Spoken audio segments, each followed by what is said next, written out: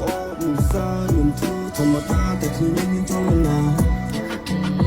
បញ្ហាច្រើននៅខ្ញុំ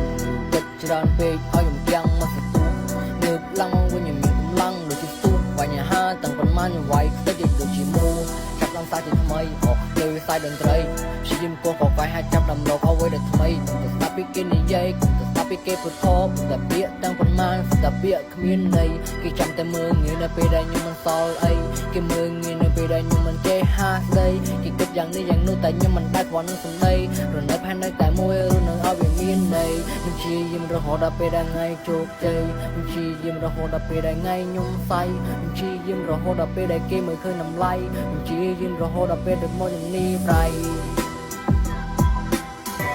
លោកពុកប្រាំថាពឹងទឹកនឹងប្រភពជ្រុំលំមិននឹងដល់អ្នកដាំឃ្លាឆ្ងាយច្រើនឆ្នាំភ្លេងនឹងមានគុណក្នុងទឹកមិនមានកពើចង់ឈើមិនមានពូហៅកូនពងហើយពុំសើទាំងចិនគេរៀងរស់ដល់ខ្លួនឯងគ្មានអ្នកណាគេជួយយើងទេកូនត្រូវតែខំ